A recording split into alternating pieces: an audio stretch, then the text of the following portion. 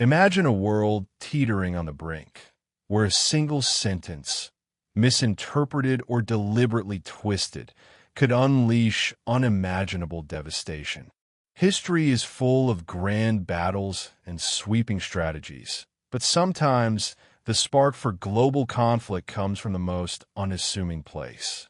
Today, we're diving into the untold story of a diplomatic message, a forgotten dispatch that didn't just precede a war, it effectively ignited one, changing the course of European history forever.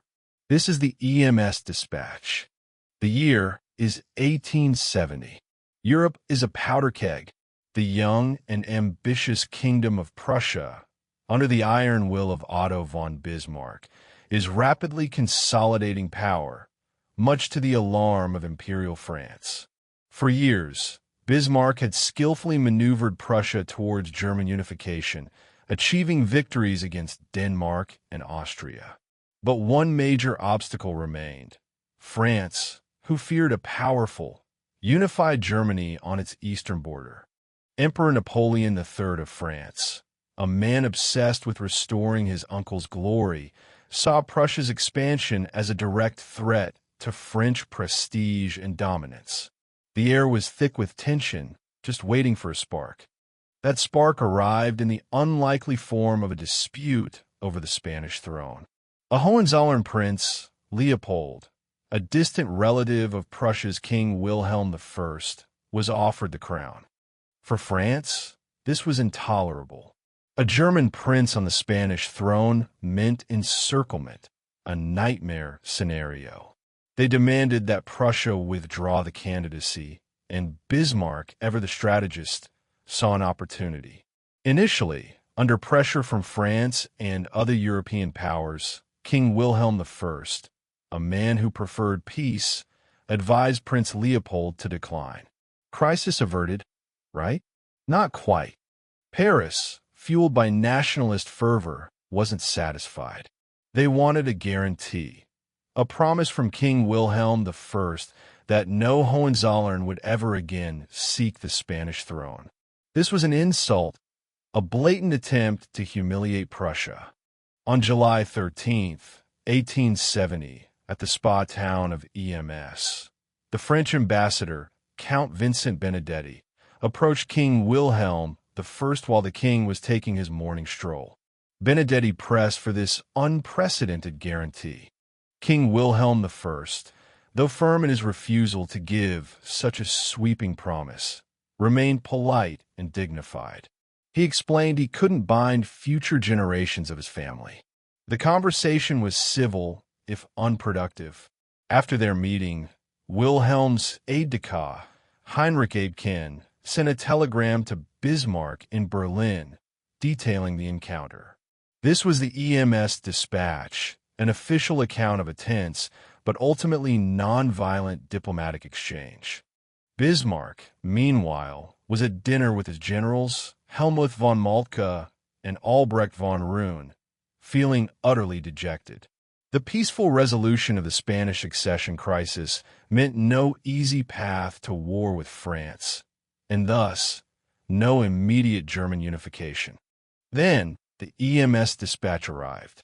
Bismarck read Abeken's detailed, lengthy report. It confirmed the king's polite refusal, but also the ambassador's persistent demands. It was factual, but lacked the inflammatory punch Bismarck desired. As historian Jonathan Steinberg noted in Bismarck, A Life, the chancellor knew exactly what to do.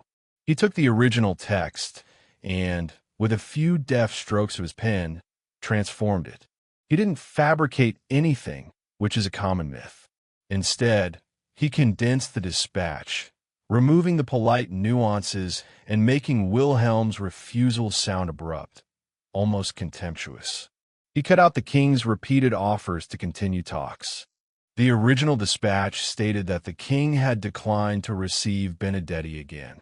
Bismarck's edited version made it seem as if the king had abruptly broken off negotiations and had nothing further to communicate. This wasn't a mistake. It was a calculated act of political sabotage. Bismarck later boasted in his memoirs that the dispatch, though not altered in its wording, nevertheless, by omissions, produced the effect of a stronger tone.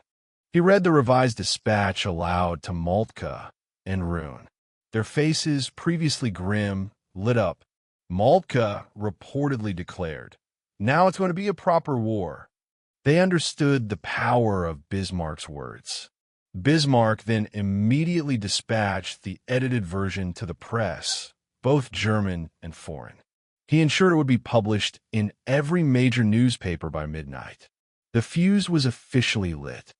The German public, reading the condensed version, felt their king had been insulted and France was being aggressively unreasonable. Nationalist fury surged across the German states, demanding action. In France, the reaction was even more explosive. The truncated dispatch made it seem as if their ambassador had been rudely dismissed, a direct affront to French national honor. The Parisian press screamed for vengeance. The French government, already under pressure from a jingoistic public and an insecure emperor, felt they had no choice but to respond. To back down now would be seen as a national humiliation.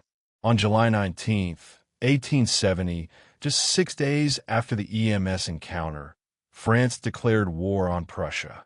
The Franco-Prussian War, a conflict that would redefine Europe, had begun, all thanks to a few carefully chosen deletions. The war was a disaster for France. Their army, despite its reputation, was ill-prepared and poorly led compared to the highly organized and well-equipped Prussian forces supported by other German states. At the Battle of Sedan in September 1870, the French suffered a catastrophic defeat.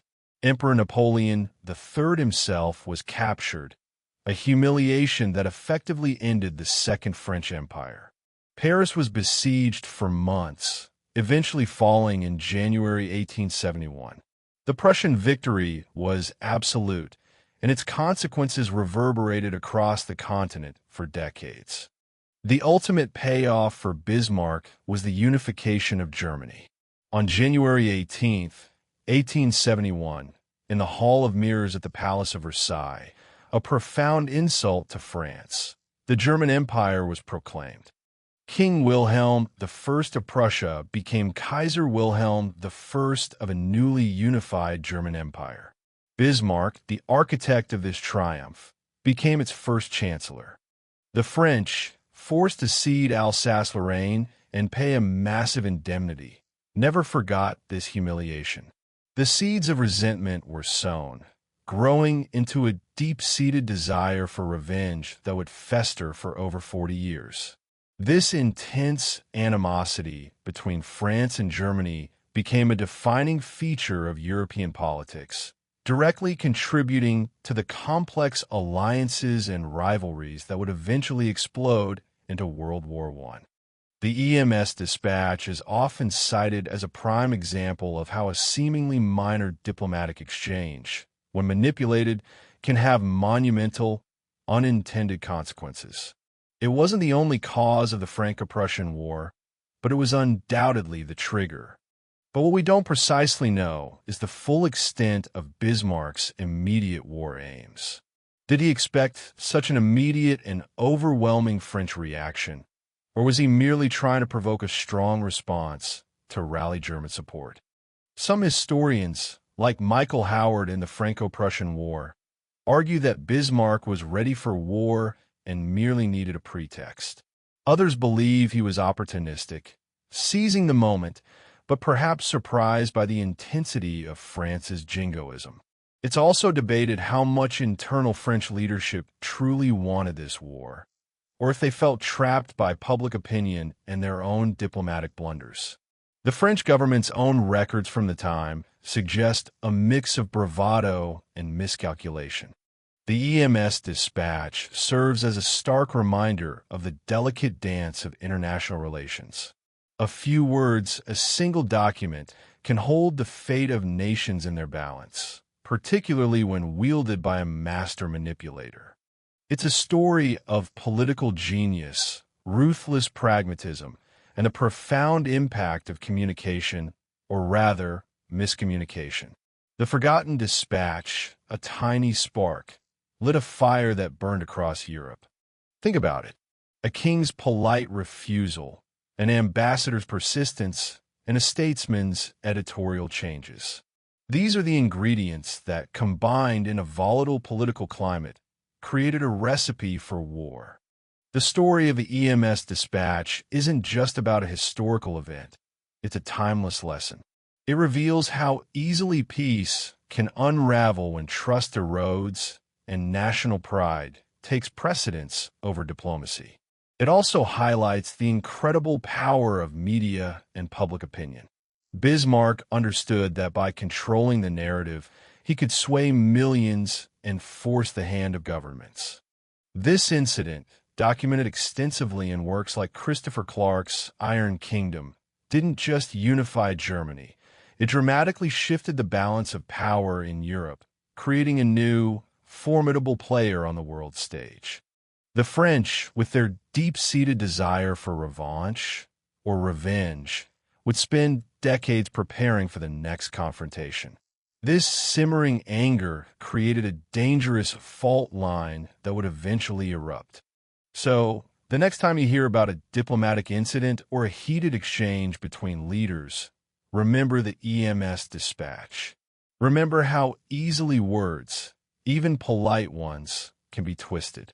Remember that the smallest details, the nuances of language, can be weapons in the hands of those who seek conflict. And remember how a single, forgotten courier carrying a vital message can inadvertently become a catalyst for global catastrophe. The EMS dispatch isn't just a footnote in history. It's a central pillar in understanding how the modern world was forged battle by battle, word by word. This seemingly minor document proves that history isn't always shaped by grand armies or brilliant generals alone. Sometimes it's the quiet, calculated moves behind the scenes that truly determine our future. The reverberations of that edited telegram echoed through the trenches of World War I and beyond. It's a testament to the fact that even seemingly small acts can cast long, dark shadows over generations. From a polite refusal in a spa town to the unification of an empire and the seeds of global conflict, that's the astonishing journey of the EMS dispatch. A tiny tweak of words, a global catastrophe. It makes you wonder, doesn't it, how many other moments in history hung by such a slender thread, manipulated by unseen hands? The untold stories of military history are often found in the most unexpected places, proving that sometimes the pen truly is mightier and more dangerous than the sword.